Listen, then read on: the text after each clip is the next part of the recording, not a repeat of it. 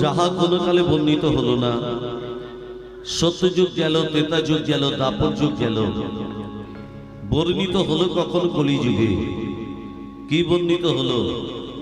যে নাম ছিল গোলকে, যে নাম এলো গোলকে, যে নাম নিল গোলকে, নামগুলো কি অতি গোপনে ছিল, সেই নামামৃত সঞ্জীবনী এলো গোলকে, অর্থাৎ এই লোক সমাজে এলো।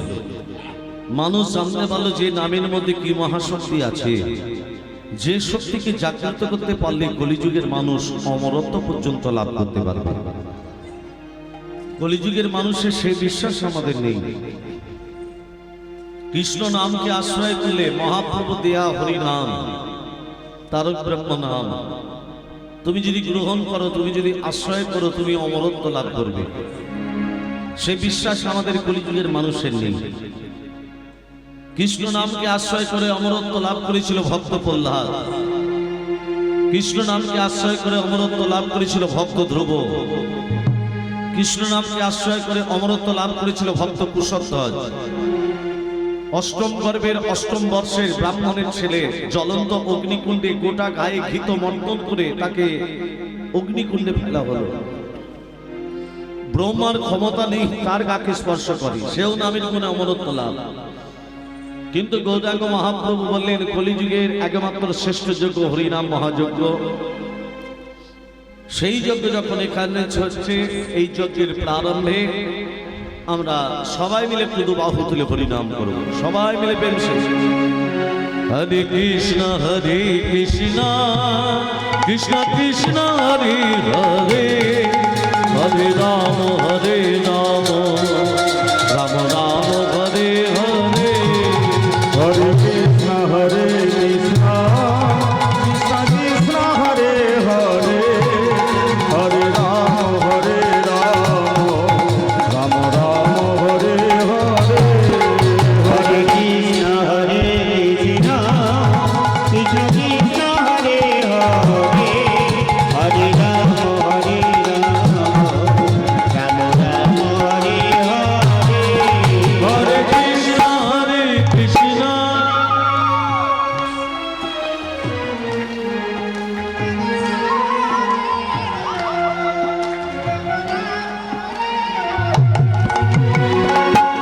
সবাই হরিনাম করলাম, সবাই হরিনাম বললাম। মহাপ্রভু কি বললো জানো? মহাপ্রভু হরিনাম শুনে বলতে লাগলেন, তোদের বলা হলো না রে, বলা হলো না রে, বলা হলো না রে, বলা হলো না রে, মন মুখ ত্যাগ করে বলা হলো না রে, মন মুখ ত্যাগ করে বলা হলো না রে, মন মুখ ত্যাগ করে বলা হলো না রে, মন মুখ ত্যাগ করে বলা হলো না রে, হরি বল হরি বল, হরি বল হরি বল, হরি বল হরি বল, হরি বল প্রেমানন্দে বাহু তুলে হরি বল হরি বল, প্রেমানন্দে বাহু তুলে হরি বল, হরি বল প্রেমানন্দে বাহু তুলে হরি বল, হরি বল। কলিযুগের মানুষকে বললো তোদের বলা হলো না। কেন বলা হলো না? ধ্যান দেবেন। এই যে কথাগুলো বলছি একটু মনোযোগ সহকারে শুনবেন। হরিনাম করছি বলা হচ্ছে না কেন? মুখে বলছি হরি হরি বল, হরি হরি বল, অন্তর দিয়ে নয়। জিহ্বা দগ্ধ পরাণে ন, পরাণে না হস্ত দগ্ধ পরৌধনে, পরধনে মন দগ্ধ পরস্ত্রী না, পরস্ত্রী না ভময়ন্তী মুহুর্মুহ। মোহ মানে জিহ্বা দগ্ধ পরাণিন, আমাদের রসনা বলছে এই আমরা হরিনাম করব না। হরিনাম না করে কি করবে না? জিহ্বা দগ্ধ পরাণিন, আমি যত পরের খেতে পারবো ততই ভালো, তবু হরিনাম করব না। হাতের কাজ হলো করতাল দিয়ে, হাত বলছে করতাল দেব না, হাস্তা দগ্ধ পরৌধনে, আমি যত ঘোর কলিযুগে পরের সম্পত্তি হাতে করে লুটে পুটে নেব তত ভালো, তবু করতাল দেব না। মহাপ্রভু বলেছিলেন সাথে পাচ্ছি মিলি কাজ নিজ দ্বারেতে বসিয়া সংকীর্তন করা হয় প্রতিদিন হাতে করতালি দিয়া। তাহলে হাতের কাজ পরের সম্পত্তি আত্মসাৎ করব, করতাল দিতে নয়। চোখের কাজ ভগবানের সিরূপ দর্শন করা, চোখ বলছে নিদ্রাং বসতং পুরুতে মম, যত বেলা 8টা পর্যন্ত ঘুমোতে পারবো তত ভালো, তবু সকালবেলা উঠে স্নান টান করে ভগবানের স্বরূপ দর্শন করব না। আরে মূর্খ জীব, এইভাবে হরিনাম বলে বলা হয় না। কেমন করে বলতে হবে? হরিনাম করো, প্রেম দিয়ে হরিনাম করো, প্রেম সে হরিনাম করো।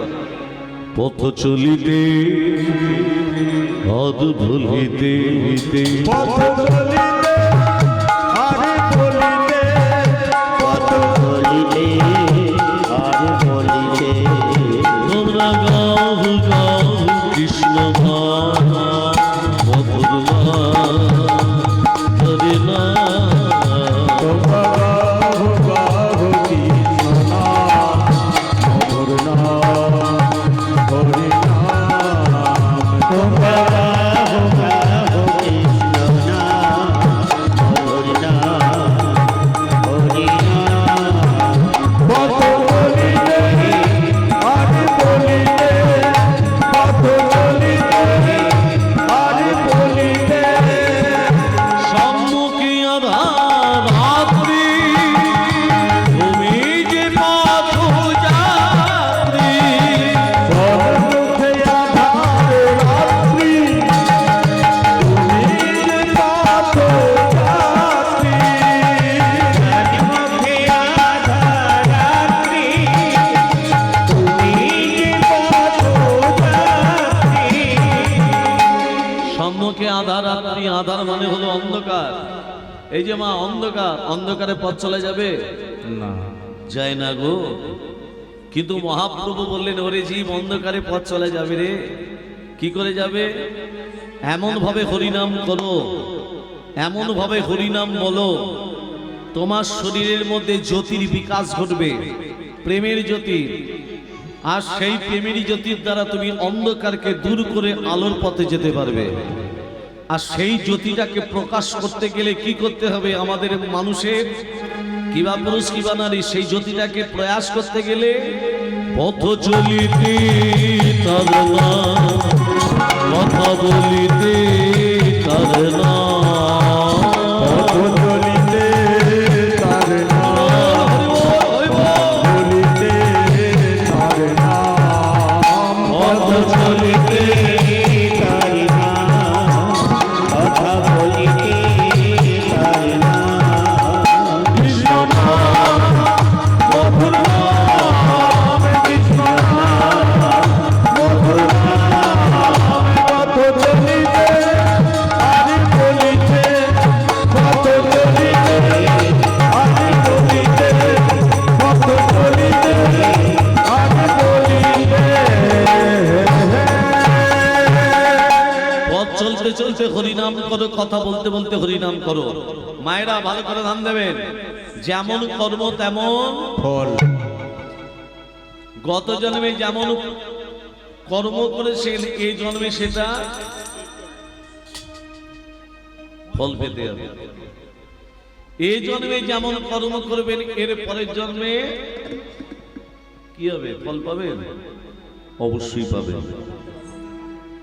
দেখুন, বাস্তব কথা একটা তুলে ধরি আপনাদের।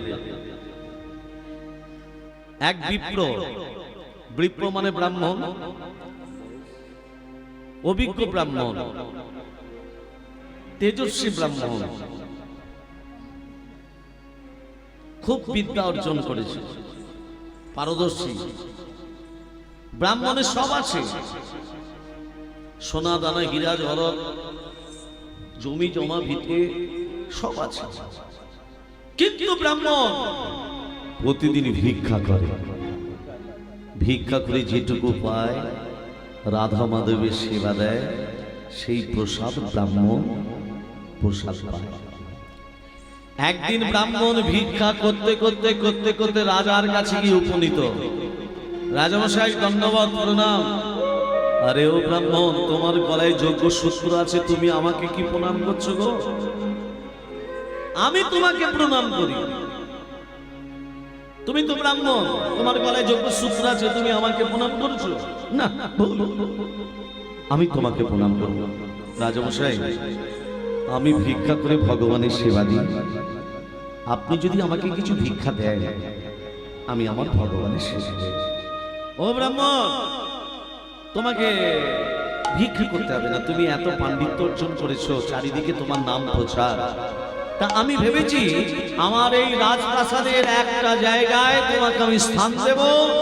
আজ থেকে তুমি আমার রাজপ্রাসাদে থাকবে, তোমাকে কোথাও ভিক্ষা করতে যেতে হবে না। ব্রাহ্মণ বলছে, রাজমশাই আমি কারো স্বাধীনে থাকতে চাই না। আমি পড়াশোনা করেছি, বিদ্যার্জন করেছি, পাণ্ডিত্য আমার শরীরের মধ্যে আছে, আমি কারো স্বাধীনে থাকতে চাই না। তবে আপনি যখন কথাটা বলছেন, আমাকে একটা ঠাকুর ঘর নির্মাণ করে দিন। সেই ঠাকুর ঘর নির্মাণ করে দেবার পর আমার রাধা মাধবকে ওই ঠাকুর ঘরে বসিয়ে আমি চারদিক ভিক্ষা করে রাধা মাধবের সেবা দেব আর প্রসাদ পাবো। আপনার রাজপ্রাসাদে আমি থাকবো। ঠিক আছে ব্রাহ্মণ, তাই হোক। ভক্তমণ্ডলী, মায়েরা, বাবারা, এবার কি করেছে, ব্রাহ্মণকে একটা ঠাকুর ঘর নির্মাণ করে দিয়েছে। সেই ঠাকুর ঘরে রাধা মাধবকে বসিয়েছে, রাধা মাধবের সেবা দেয়। এই করে করে 1 বছর, 2 বছর, 5 বছর, 10 বছর কেটে গেল। ব্রাহ্মণ বৃদ্ধ হয়ে গেল, বৃদ্ধ বয়স বেড়েছে। হরে কৃষ্ণ, জয় রাধে, জয় নিতাই। হরে কৃষ্ণ হরে কৃষ্ণ কৃষ্ণ কৃষ্ণ হরে হরে হরে রাম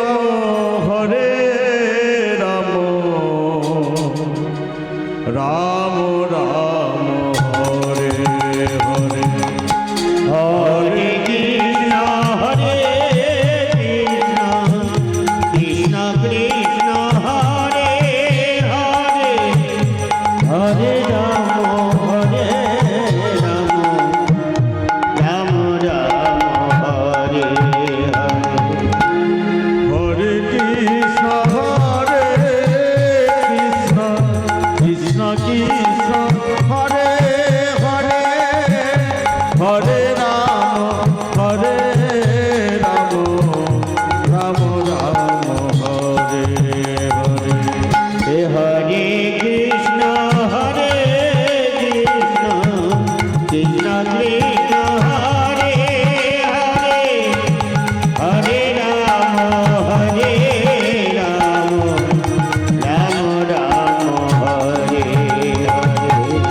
হরে কৃষ্ণ হরে কৃষ্ণ কৃষ্ণ কৃষ্ণ হরে হরে হরে রাম রাম রাম হরে हरे कृष्ण कृष्ण कृष्ण हरे हरे हरे राम राम राम हरे हरे। হরে কৃষ্ণ হরে কৃষ্ণ কৃষ্ণ কৃষ্ণ হরে হরে হরে রাম রাম রাম হরে হরে। हरे कृष्ण कृष्ण कृष्ण हरे हरे हरे राम राम राम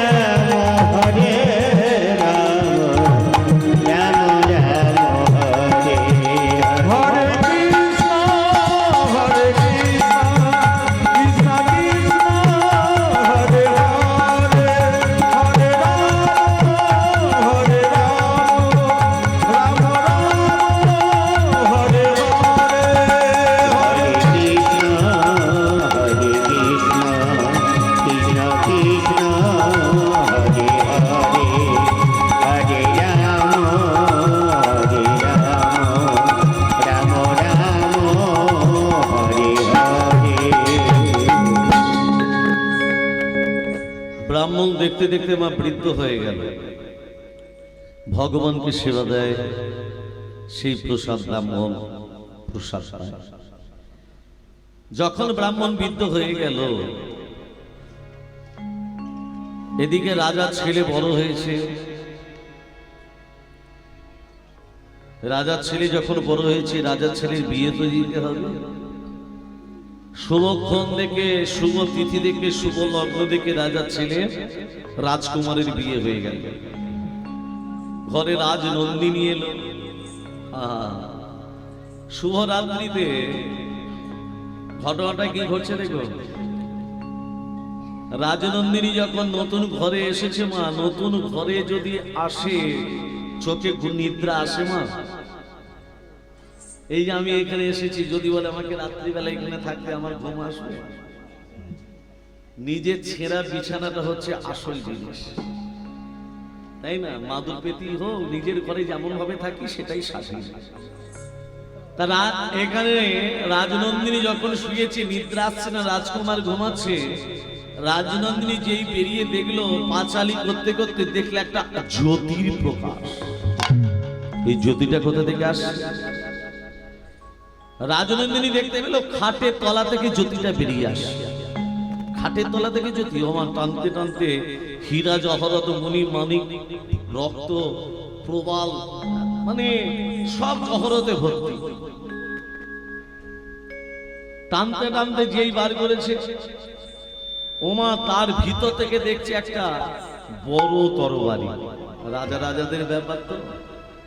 রাজনন্দিনী মা তরবারিটা দেখতে দেখতে দেখতে দেখতে হাত থেকে যেই পড়ে গেছে একবার রাজকুমারের গলা। যেই রাজকুমারের গলায় পড়লো, রাজকুমারের গলাটা শিরচ্ছেদ, গলা কেটে গেল। রাজকুমার সঙ্গে সঙ্গে প্রাণ ত্যাগ। রাজনন্দিনী মনে মনে ভাবছে, সকাল যখন হবে রে বাবা, রাজা আমাকে ছেড়ে কথা কইবে, একমাত্র ছেলে বলে কথা, হ্যাঁ আমাকেই বোধহয় মেরে দেবে। এই কথা ভাবতে ভাবতে রাজনন্দিনী কি করেছে, ভোর হয়ে আসছে। আজ যখনই ভোর হয়ে গেছে মা, সেই ব্রাহ্মণ, সেই বৃদ্ধ ব্রাহ্মণ কি করেছে, ভগবানের সেবা দেবে বলে কুয়ো থেকে জল তুলে যেই স্নান করতে যাবে, রাজনন্দিনী দেখতে পেয়ে বলল, বাঁচা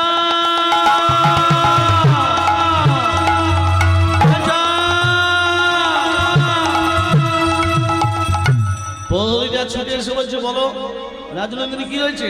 রাজকুমারের শিরচ্ছেদ করেছে ওই বয়স্ক বৃদ্ধ ব্রাহ্মণকে ধরে নিয়ে আসা হয়। ব্রাহ্মণ, আমার একমাত্র ছেলের হত্যা তুমি করেছো। তোমাকে আমি ঠাকুর ঘর নির্মাণ করে দিলাম। রাজামশাই,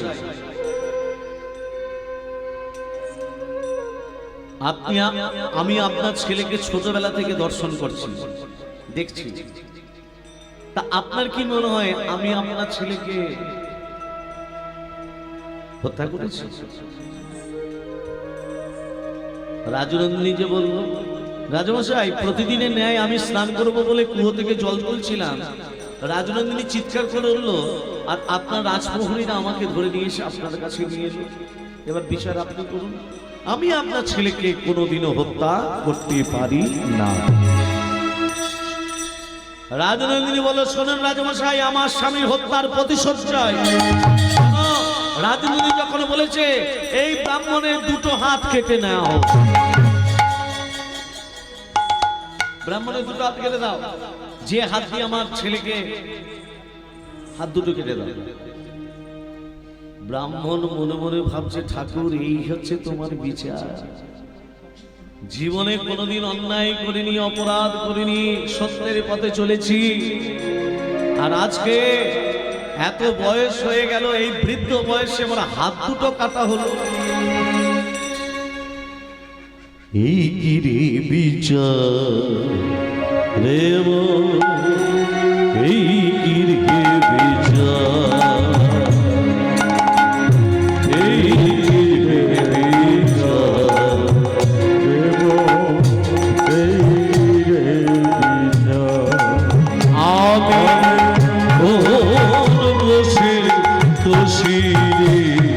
আমার অভুলে ভাষাই রে, এই বিচার